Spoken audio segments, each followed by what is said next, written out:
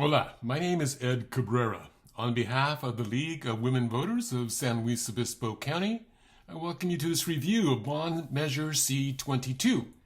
It's a bond measure to be on the ballots of only those residing in the San Luis Coastal School District. This would include voters in San Luis Obispo, Morro Bay, and Los Osos, and their surrounding areas. We shall be discussing the history and ramifications of the bond, as well as identifying the supporters and opponents of the measure. And we'll finish with the arguments on both sides of the issue. You might recall in 2014, another bond issue was overwhelmingly approved by the voters of the school district to the tune of $177 million. As a result, the high school campuses of Morro Bay and San Luis Obispo were markedly improved.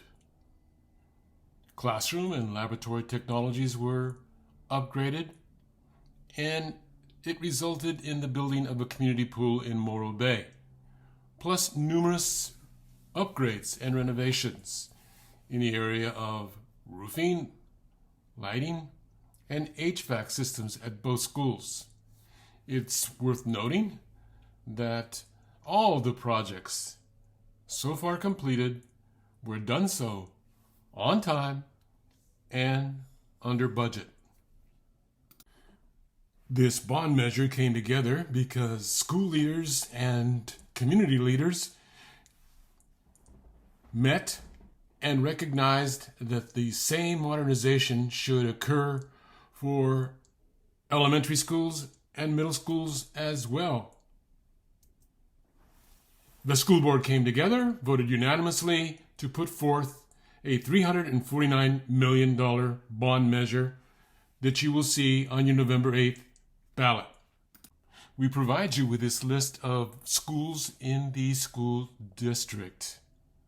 Note that Monarch Grove Elementary in 1991 and Baywood Elementary in 1975 are the only two elementary schools built after 1964, which was the year that Bellevue Santa Fe Elementary was built.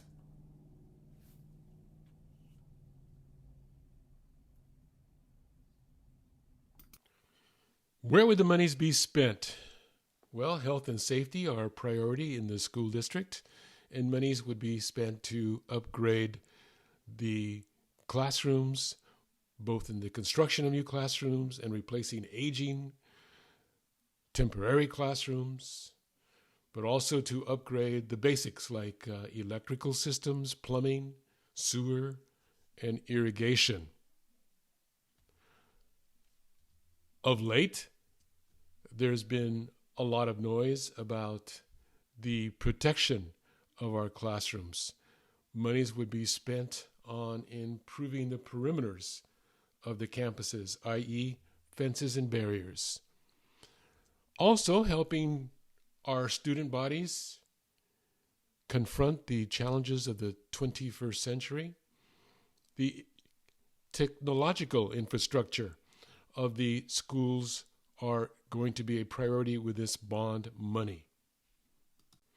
This bond drive is being led by a trio of community members, not only activists in this area, but also they happen to be parents of students in the district. Jay Beck, Gregory Francisco Gillette, and Quinn Brady.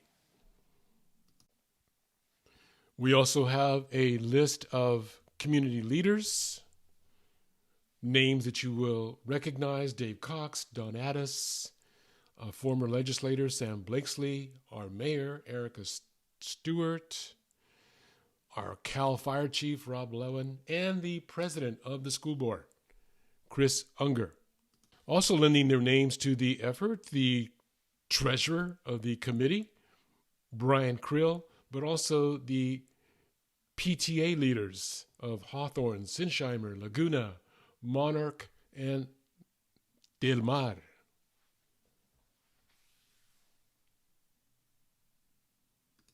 While there are opponents of this bond measure, There is no organization that has spoken against the bond. As stated before, the total bill for the bond measure will be $349 million. And if you care to research this in the bond literature, it cites specifically at which site and which projects shall be earmarked.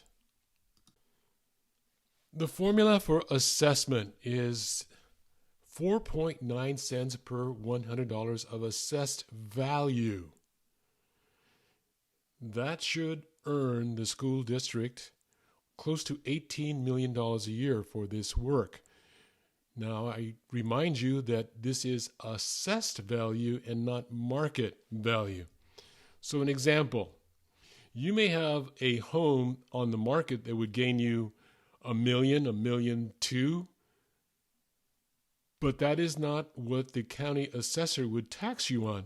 They would assess you, fortunately for us, on a lower amount. In this example, $700,000.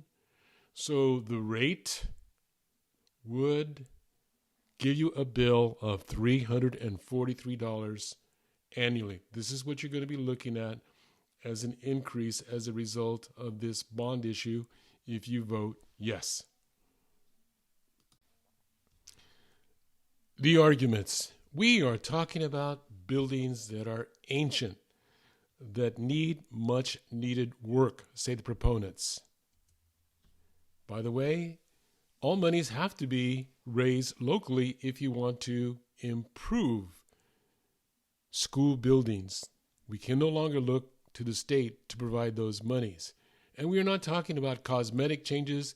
We are talking about safety, health, and technological requirements.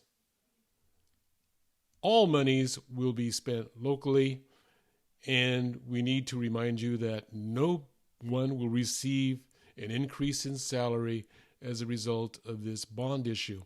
It only goes to the infrastructure. And the district has a good record of being on time and being under budget. Those who oppose the bond might say that this is not good timing. Now is not the time to be asking for a tax increase. And did we not just pass a bond not even 10 years ago? Why are we passing another one? What did you do with the money that we gave you? Also, are not the populations of your schools decreasing? Are we paying for buildings that will no longer be occupied? Thank you for joining us in our review of the propositions on this year's state ballot. Thank you further in committing to becoming engaged and educated voters. Join us at the League of Women Voters of San Luis Obispo County as permanent members. You can have all your questions answered by sending an email to info@lwvslo.org. You can learn more about us via our world-class website that can be found by Googling LWVSLOCO. Help us in our mission to educated voters. See you in the future. Hasta luego.